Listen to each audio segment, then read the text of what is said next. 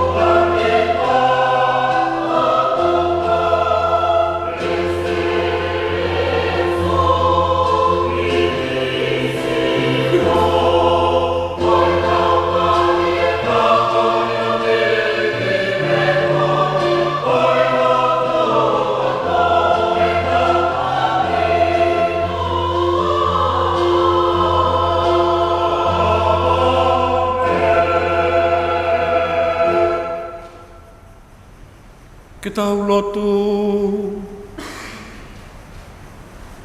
Tā mai e umauhanga tu ki ho taki a ki poto. Pea moe mo ui merino i he whamiri.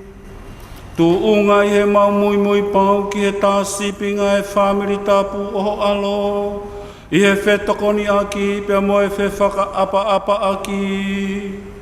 Whakatauang ke mau lawe ai e whia ho a whio anga i he wani. O mau kore ni a Jesu Kristo ko alo. A e o kune a whio pa mo pure, whakataha mo koe pa mo e laumari e ma oni. Koe o tua pe taha o ta ingata pe ta ingata.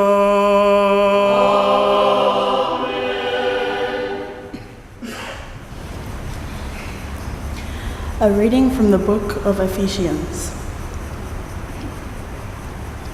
For this reason, I fall on my knees before the Father, from whom every family in heaven and on earth receives its true name. I ask God from the wealth of his glory to give you power through his Spirit, to be strong in your inner selves. And I pray that Christ will make his home in your hearts through faith. I pray that you may have your roots and foundation in love, so that you, together with all God's family, may have the power to understand how broad and long, how high and deep is Christ's love. This is the word of the Lord. Same Fetariaki, Same Tahanima.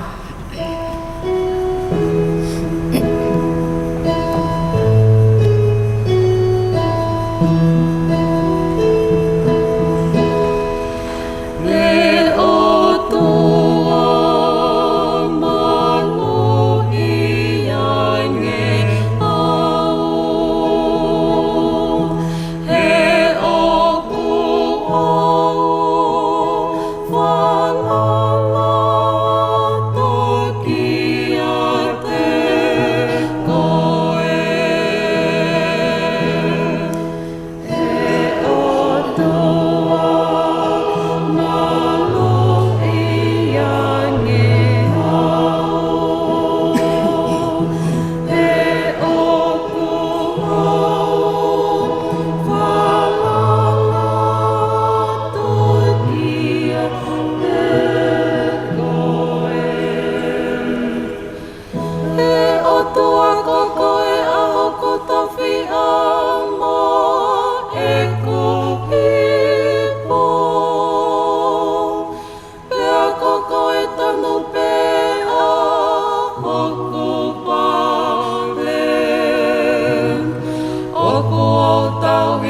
upe ai eiki I he e kuwakai.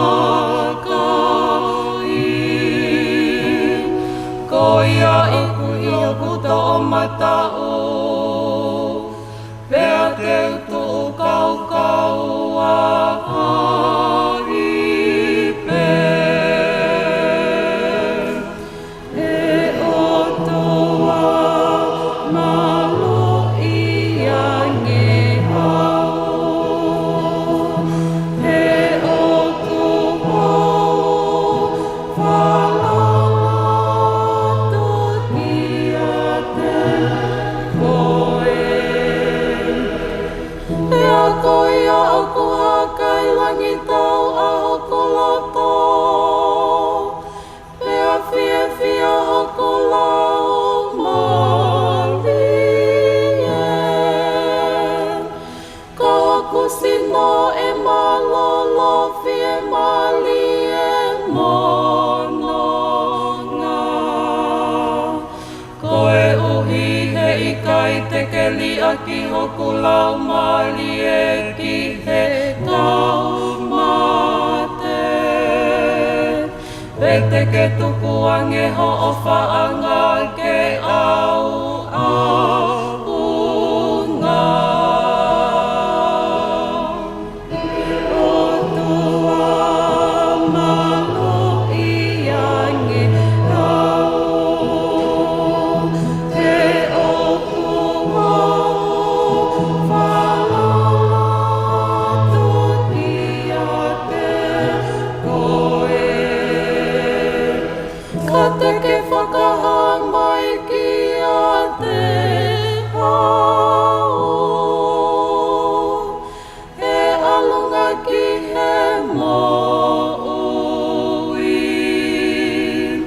Mo e kano katoe fie fia iho a fio anga. Pea I oto o matau koe fie fia ta e ngata. E o tua malo I ange hau, e o kuho whalalato ki a te koe.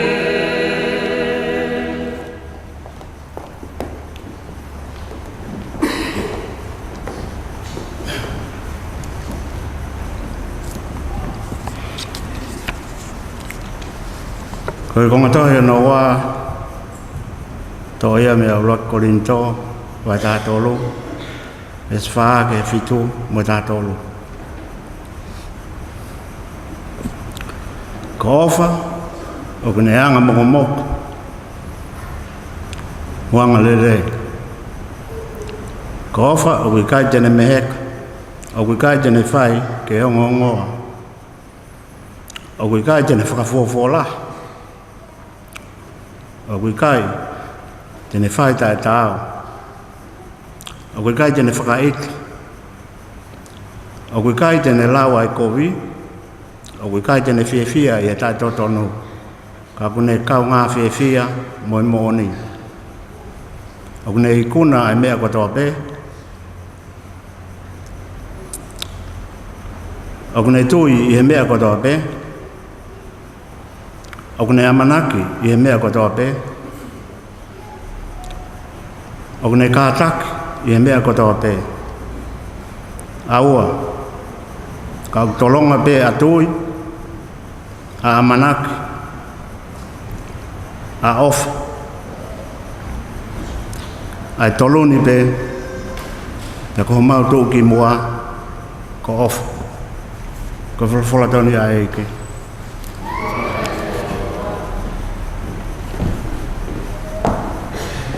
Toka teu e ngongo lele.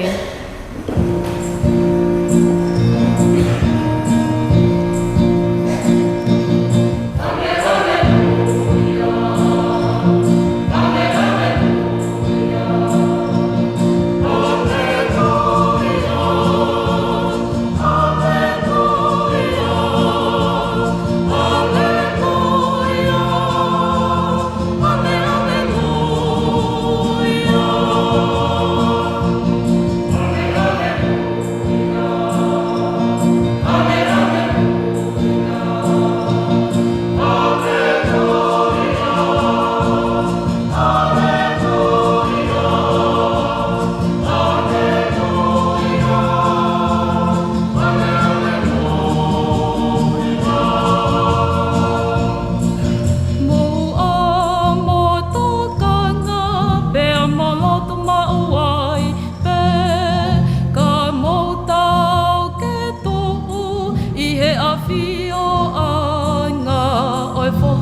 he tangata.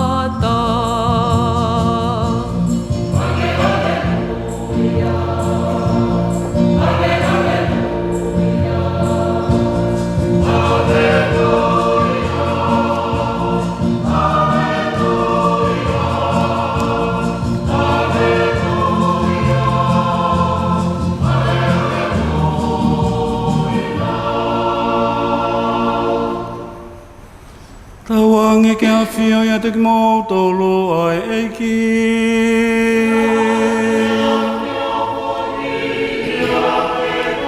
Koe kongai ni pamehi o ngongo lele i tōpu tapu nei tohi e luke.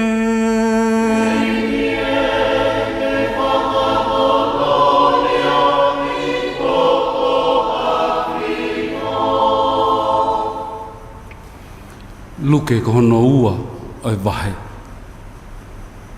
Nai o ai ongo mātua a Sesu ki Jerusalema he tau kotoa o kau he kātoanga Pastoral. Pe hoko e tau hongo fulu maua o Sesu, pe na woa ipe ki he kātoanga koia. Pe hili e kātoanga, pe kamata foki ki api ai ongo mātua a Sesu, kai ikai ke na whakatoka ngai o ku kei nofo pe a Sesu he kolo. He koe na amanaki o ku hau whakataha ia mohona ngahi kau ngā whanonga. Na hiri ha aho kakato e taha. Ka na toki foki o kumi holo ia. Ka na whiu kumi ki honau kāinga mohona ngahi maheni. Pea talu ai pe e na foki ki Jerusalema o kumi holo ki ai. Pea hili ha aho e tolu, pea na toki mau atu o ku whakawhanongo ki he kau whai ako lao i he temi pare, mo whakawhehui ki a teki nau tolu, ha ngahi mea. Pea na wofo kotoa he lahi ene ilo, pea moeanga o ene tali whehui. Nai osi e tumu ai ongo mātua a Sesu, he na mau atu ia, ia reange ene whae tamasii, koe haa, ko ke pehe iai ki maua. Koe hoha alahi ho maloto, moho o tangata e ki he kumi holo koe. Le pehange Sesu ke te kinaua, koe haa, na amo kumi ai au. Na i kai koa te mo ilo, kua pau ke i he whare o e kutamai. Kana i kai ke mahino ke te kinaua ene lau. Ai whoki rewa Sesu mo ene ongo mātua ki Nasareti. Pea talu pe me ai, mo ene nofo talango fua ki te kinaua. Kana e mo'u fifili ai pe a Maria ke ngahi mea nai hoko. Nai tupu whakautuutu ai pe ai mo'ui whakaatamai a Sesu mo ene mo'ui whakasino. Nai tau ene mo'ui mo e whinangalo e otua mo e loto o e kakai.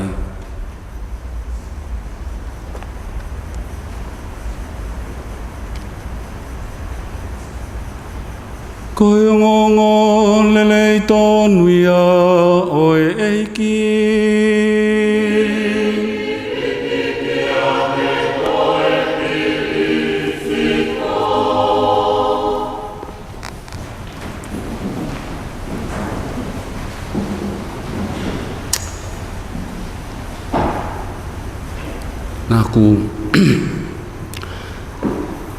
Naku eke kia Francis Afeaki i tua. Naku fie ilo pia kātaki pia Francis heki eke naku whai kia i tua. Naku eke kia koe haho o whakakaukau ki he mahu inga o e aho ko ene kia te koe.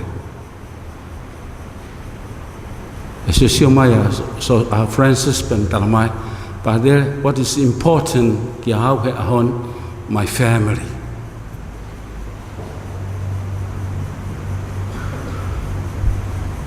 Aku fili he ku tohi misa pe ko haga lotu de fai aki pe ko ku ai ma loto pe ko aku whakaukau u kore na aku fili ke ke ngau aki he misa whikau aki pe mo e family.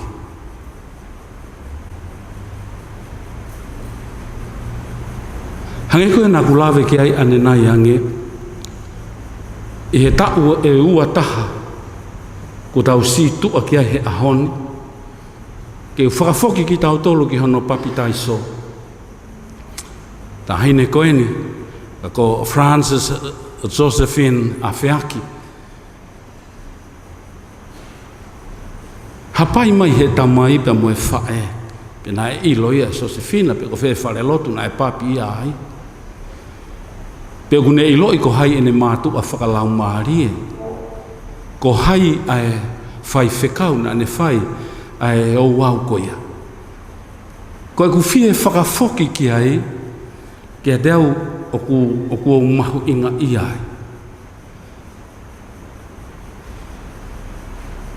ko ku whakakaukau ki ai ko e ahoni ko e birthday should remind us of God's care.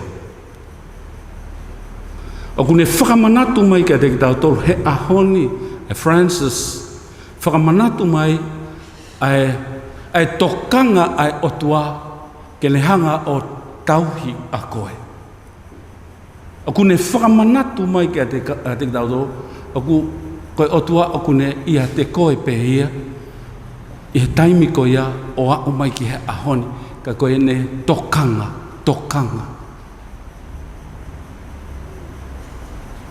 Ke te uku whakamanatu mai e he tamai pa mo e whae hange koe ke whakakaukau na ke whakarea mai ke au ke te au itu a e Francis maho ingata hape ai family ia i he ahoni ki a te koe.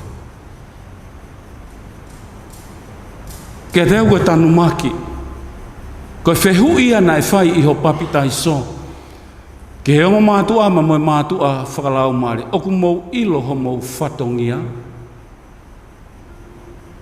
ka koe hae whatongia ko ia, ka hono whakalotui, tauhi, malui. Kotoa e uni mea ko ia, Francis ko e ahonia. Ko koe ia o e ahoni. Ko koe ia i he momeniti ko eni. Kane tae oua e kakai ko eni nā ku whakalawe. O i kai ko e tamai pepa mo e whae mo e mātua whakalau maari. Na amoe siasi, na amoe family, na amoe kāinga, na nau whai e namoa i ho mo ui, ke a o mai ki he ahoni, uhi ngai e tau whakawheta i he ahoni, a ki tau to. I tala noa maari e, wholofola e ahoni pa kutui, hange pe ko whakalawe ne nai, nā ne tokanga o pito, ke mahu inga e hono aho e ahoni, ka koe family. Tala noa Paula ki he kakai o Efeso.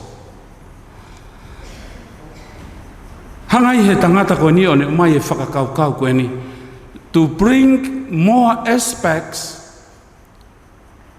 ke a te ki tau tolu, whekau aki pa mo e tau tui a ki tau tolu. E Francis lahi e tui. Lahi e ngahi uni mea ke tene lava. Ke ne tāpalasia. Ai whotu ko e whakalau maari na e whaipa maau. E he tamaipa mo e whae, e whai whekau. I he tauipa lo ki ai, i he whanua ku ke iai. Ko e whakakaukau ia ku o mai. Ka te au koe wholofola peni nā ke Filipe nā e whili he whamili ke o mai ke whai ake tau kātoanga. Ka koe whakakaukau ia koe more aspects of our faith into the home and to bring more families into the church. Again, Francis, ka lamari e whamili koe na e whatu ai ho o mo ui a au. Hangai e Paula he ahoni. O mai e ki I whekau to bring more. Toi o mai pe e Paula he kakai tohi a Efeso ka te tau tau. Every members of the families needs to be connected to the church. Mahawinga pito ai u kupu whekau aki. Kone disconnect pe ai uhila kone matei. Koe uia kua whai e Paula pa maa ki tau tō, ke connect ki tau tō. Kai lava ke Taua Afeaki.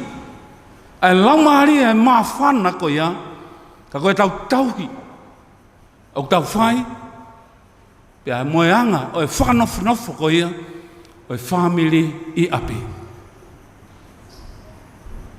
Toi pehepe e Paula ke he kakai o Efeso, e ne whakakaukau kone o mai, ko api, ko e family is a place where true relationship with God and one another.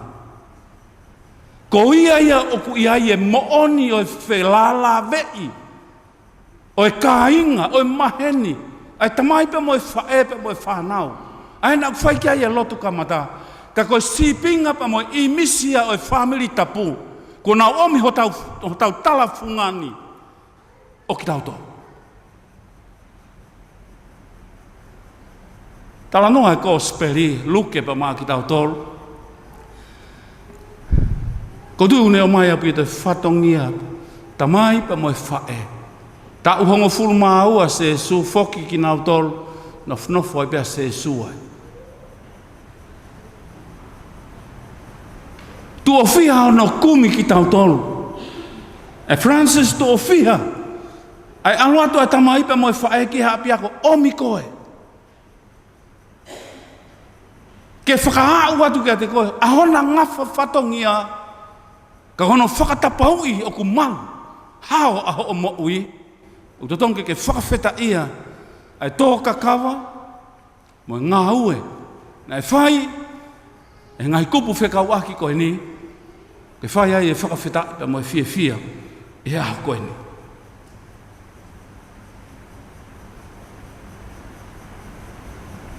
Tohi a Paula, ka kai o Korinto, o mai e Paula pa maa ki tau tolu e whakamaa opo. Francis koe ofa, ko tui kua mata kakano ia. Mata umu e ofa ko ia. I he ta, e ua fulu maa taha malo, o ke hawai o whiwhine he ahon. Ne ai pe whaingata ai. Ne ai pe pore, ke koe ofa, koe aku ne whakakakato ai ahon. Ai nā kulawe ki ai ane nā iange, koe aho koe ni, kune whakamanatu mai kia te koe, ai ofa ai otua, ka koe ne maluki koe. Koe ofa ia ai otua, o ku tae ngata, pea o ku tae ngata, pea ku maha oni ai ofa koe ia, pea ku hao, ai ofa ai otua, kune whakanau aki a koe, ka umaha ki tau tolo hono kotoa pe. Kia te au e Francis koe pōpō aki e kua mai e Paula pa maa ki tau tolo. Koe ofa, o kui kai ke whakafua lahe. O koe tene fie mea. O koe kene tala ai umea kotoa pe, ka kune tala, koe ofa, o kune omai ai mooni ko ia, ka koe tau wanga whakatau ki lalo. Ke tau hoko pe ki tau tolo, koe sevaniti pea ki tau tolo. Ke hoko pe, koe kaunanga pe, koe talafungania e whae ka ko Maria, aho e whetapa e angelo, koe taria e whae, ko au, koe kaunanga pe au, ai eiki. Ke whai mai pe, o hange pe, koe ne mea. E Francis, koe pōpō aki e, o mai e Maria pa maau, pa maa ki tau tolu he ahoni, ko au, koe kaunanga pe au, ai eiki. Ke hoko pe ho o fola, ke ne kakanu I he kumaui. Whatawangi pa moe lau maari e ko ia, pa moe whatongia ko o mai e whamili, o whai aki e whatu e moui koe ni, o mai e lau maari e ko ia, ke hoko atu aki ho o moui, koe aikona ia, ke to loto i he aho kotoa be, whakapapau i be, koe ofa, ke whakawhetongi be, ai ofa ia ai otua, tauhi koe. Ofa ia e tamaipa moe whaepa moe whamiri, ke au mai ke he aho koe ni. Whakafoki e ofa koe ia, i ho to onga mo ui, ke inasi ai pe, ke langi ia ai pe ai eike. Whatawangi pa moe lau maari e koe, polofola maa o ni one ai otua, a kene whaitapo e kina pe, a ki tauto. Let us ask God's blessing and guidance upon our Holy Father, Pope Francis. Lord, hear us. Lord, hear our prayer. Let us pray for Cardinal Mafi, that he may be guided by the Holy Spirit in all his work, for the faithful throughout the Diocese of Tonga. Lord, hear us. Lord, hear our prayer. We pray for God's blessings on all priests and religious orders throughout Tonga, that they may dedicate their lives unconditionally to the work of God. Lord, hear us. Lord, hear our prayer. Let us pray for every member of our family and our needs, and especially for Frances and her choice of a career for her future, and that she may always place God first in all her actions throughout her life, accordingly to the holy will of God. Lord, hear us. Lord, hear our prayer. Let us pray for our own intentions. Lord, hear us. Lord, hear our prayer. Tuae ko mau hawhanga, ko mau lafi anga, ko ni e lotu, ko mau whakarea i he hoa, ko ni tamai o tua. Hapai ko toa atu e whakataha mo e lotu a hosia si, ya Jesu Christo ko alo, ka ko mau eiki. Amen.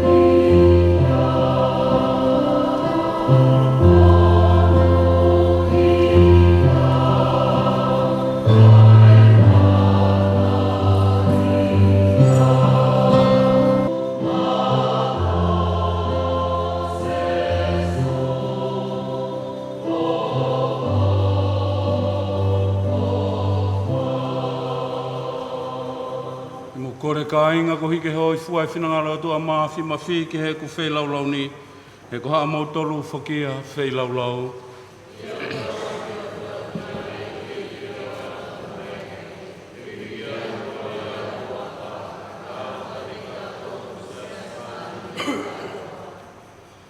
E ki e tarimua e mau ngahi mea o wha. Te atunga ho mau hu whekina e Maria. Koe whae tau po au ai o tua, kai uma a so sefo, ko hono hoa. Tuku mai mua e whe mahino aki, pe moe nofo hao, pe mihe kovi. Ke tai maari ai aho mau ki I whamiri, hono kotoa, mau koreni, ia Jesu Christo ko alo, ka koho mau eiki. Taua nge ke awhio ia tek mō tolu ai eiki.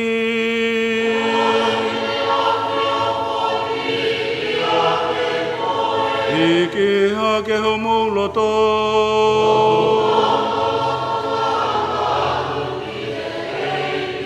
Ke tau whea a whakawhetai ki he eiki ko tau o tua.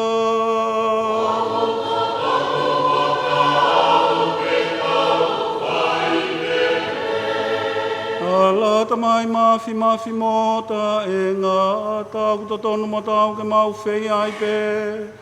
A whakawhetai ki he a whiona pa me ngai tapa ke o mamani. O whakafou atu ai pe ia Jesu Kristo ko mau e iki. Kua whai hono tala ki he kaupalo whita a ene haere mai. Ne alo ia e whae tau po au ko maria i hono manawa. I he ofa au fuato mo oni. Ko sione papitai so hono whakamelo melo. Pea koia whoki nā ne talaki e hoko ene haere mai. O tuunga e ofa a Kristo kua whonu mahua i ho mauloto. I e fia pa mo e nofo amanaki ki he katoa ngai. A hono alo i. Koe uhi ka hoko rewa ene haere mai. O mau nofo tari whaki mo oni ki ai mo tuku koloria ki a te ia. Pea ko ia i whakatau mo e kau tau e langi.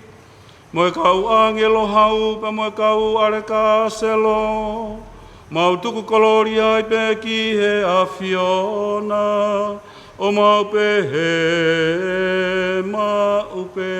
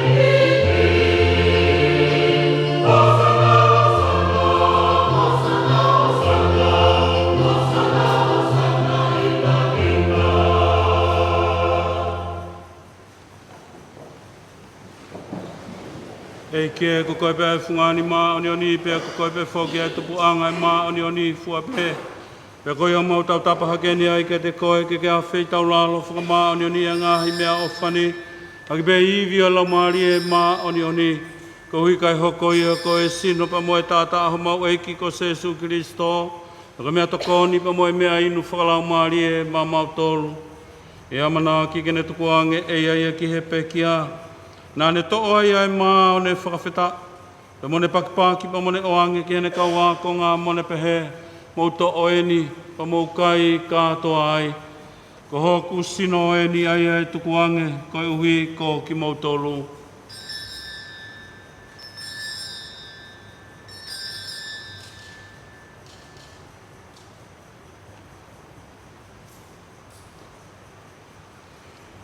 Te hiriange pēnā au tau mawhāna ne tō whoki mo i pua ne tō e whakawhita. Pa mone tō oange ki hene kaua ko ngā mone pehe. Mo tō whoki mo e ni pa mo winu kātoa me ai. Ko i pua ni o hoku toto ko e toto iau e fuakawa who'ou. Ai e lau i kuonga pēa tai ngata. Pēa riring whokia ko hui ko ki mo tōru pa mo kakai kotoa pē. Kai whakamore more i ai ai anga hala. Mo whai e ni ko hoku whakamanatu.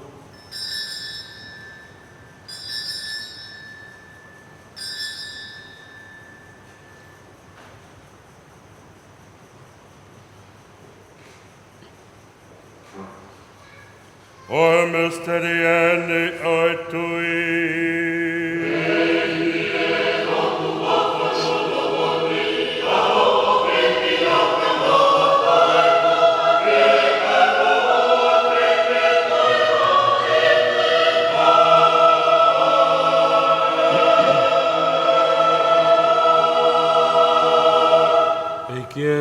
Whakamana tua i pepe ki hapa mai tautu ho alo pe koe au tu ngai mau Moimoi hakeni ki a Fiona. Ai pāne oi mo ui pe mo i pu whoki o huhu i tae ngata. I o mau toi whakawhita i whoki ki a te koe ko hia koe a whei tau lalo i a Fiona. O tuku mai ke mau unu atu ke whai ho tau hi he loto lotonga ho ao eiki. Nau mau toi kore mamahi atu whoki ke loto loto i ai pia te ki mau tolu ai ua ngataha. Tuunga he ngā ue lau maari e mā oni te ria e sino pa mo e tata au Kristo. Ai ua manekina ke mau kau ngā tāri whakataha. E ki e ki hangai whangai whamoa ki o siasi. Ai ula tonga mawholati e whunga o mamani. Ko hei ki tu breki nai pe ai whio whawhani I hono kakai. Te ki o mautu I tāp ko whalaki ko. Ka tinari māwha mau I piko pō. Mo whahinga tapu hono katoa. E ki e ki a whitala lang mua ki o mau kāinga ko e ko nau toki mālolo me manaki ha toi tu. Kai o mai kāinga piki a fua pe. Ko hei ke nau mātai ai hulungia o whawhunga. A whitala lo mai mua ka teki mau taluni hono katoa.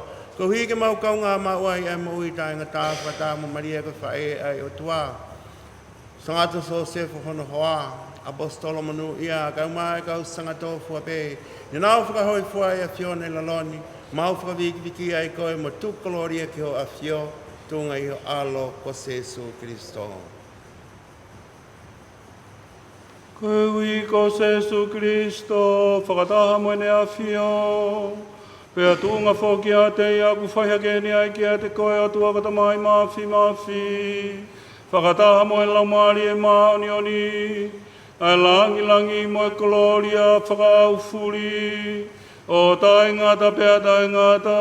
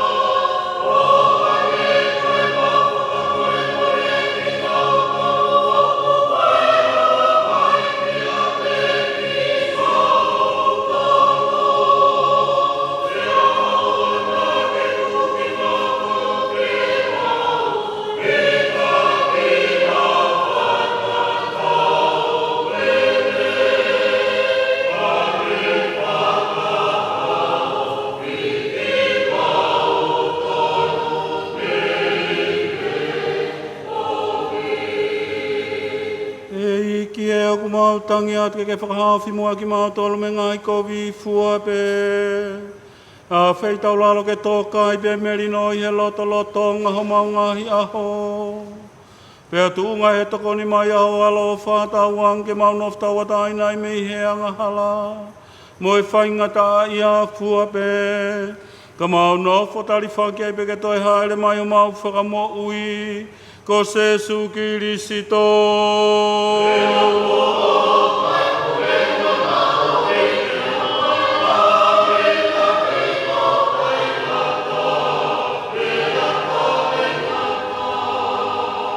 Ki Jesu Kristo na wholofolangi ki hokau apostolo pehe.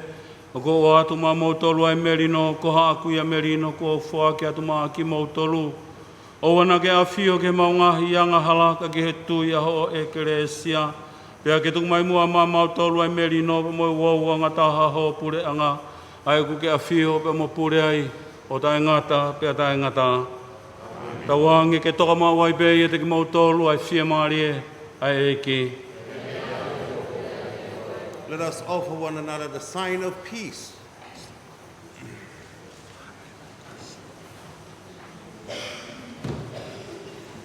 Amen.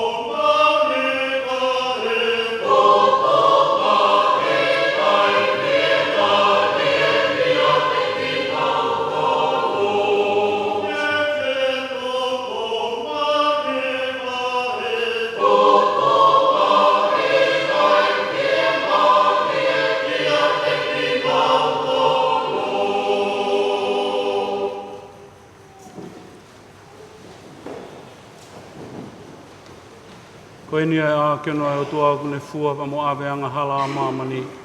Monu ia aku kinau tolu whakawhi ki he kātoanga alo o e o tua.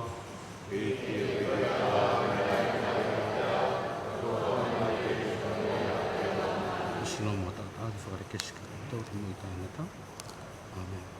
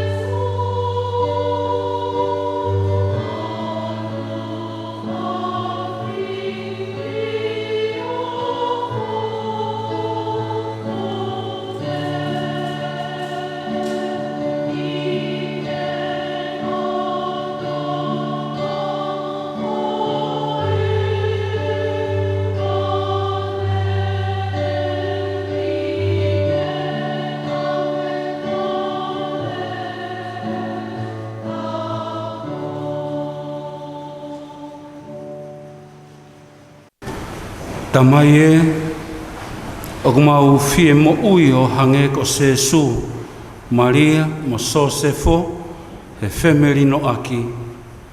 Tawangi ke hanga he komunio koe ni, o whakaivia ki mautolu ke mau loto toa.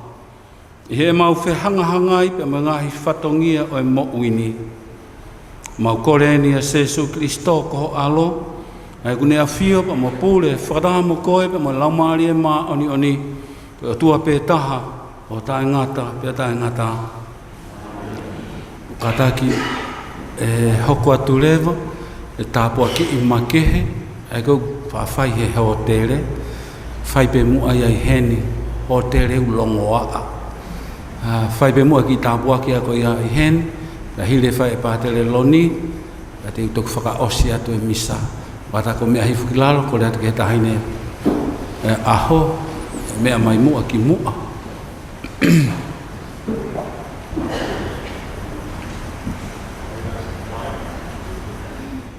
May God, who loves you and fills your life with joy, be with you always.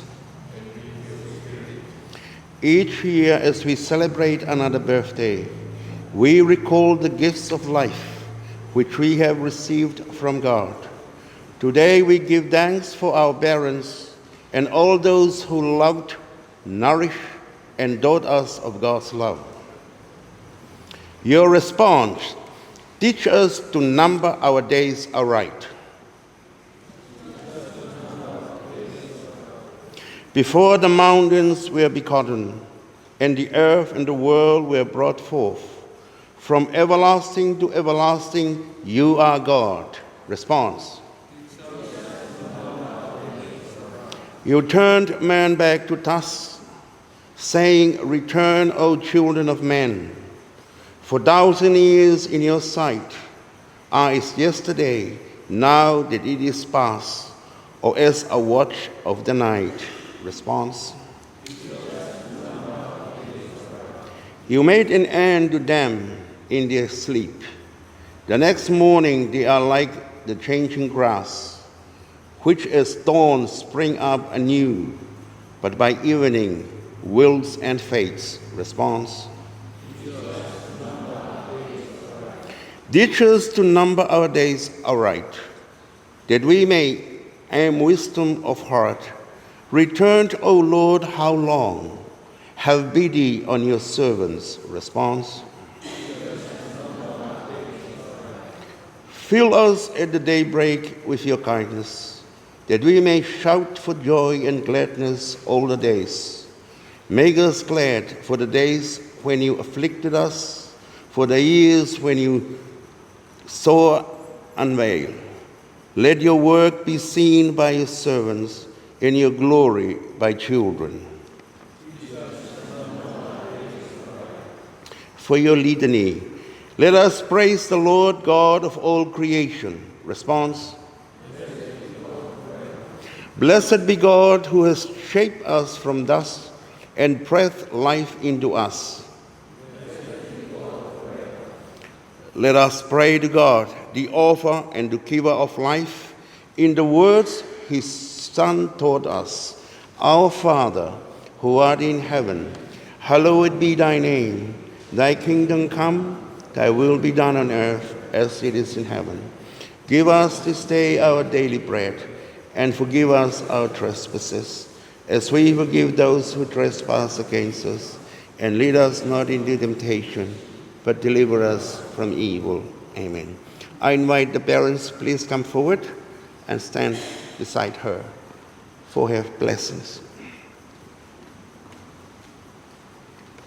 I invite Ariane, please raise up your right hand. God of all creation, we offer you grateful praise for the gifts of life.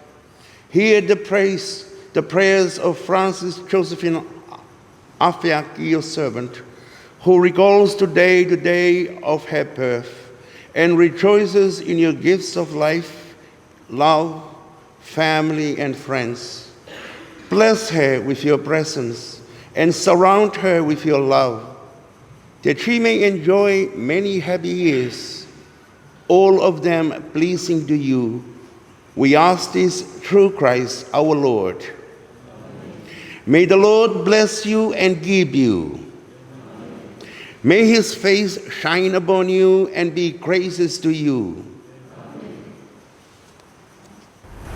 Lava tau misam pamalo atu ki he tahini bua ana aho tamai ba mo fae agatino dia me afeaki ma kina tol ko to pe sales mo kina tol family no hen ma malo lahir malo ke kau hiva kada masleria pa mo fi ave ki kau hiva ki asleria ukataki tuso ave ki na tol ka pa ga mo ka tong hai ko lo totong ye kau hiva ya asleria mon usil kau sai ni Taua ki pe fe un pe Taua ki mo kata ko me ha ki olung ta faus le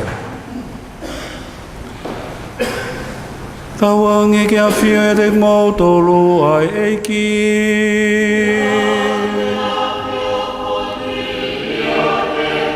kawange ke hi fomai ke de mo tola Taua ki to ma fi ko e tamai pe mo ya lo pe mo la mali ma oni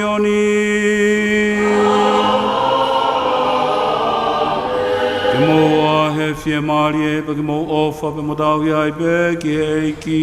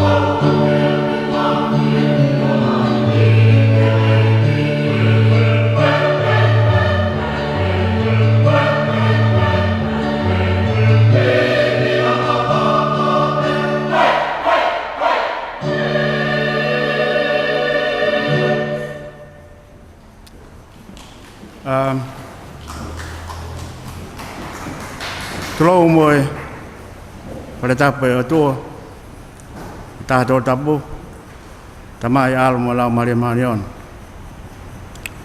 katu ke wa ta ka malo ke kau tang dai pa de le e ke kau hiva ke ta ke mi sa fa feta ma ki ta to lo ya wa ni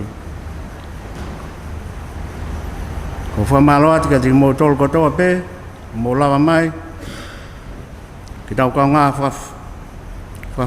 fakataha, iko ngah ulak, aku iko ngah mahuinga, kalau tua mau fakata, ke otua, ke tahu yo punefai, ai mau uya kau nang aku en ke Francis Afeaki, ya lave ai betul aku ki family, watawang ebe ke, tahu fakata ya ebe lau mari tahu. Ke konga no Taua ho kahili beni kolota fia ki family fafei ki motol ki tanoa e fakakato ki ai Taua ho malo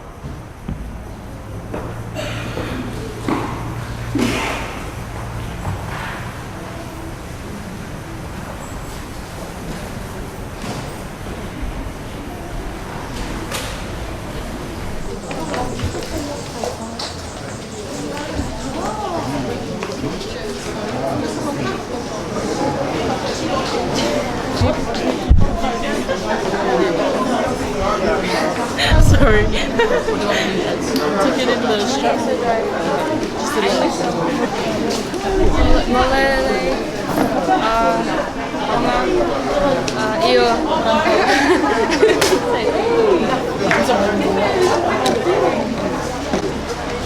He's like from the post white shirt. So that guy was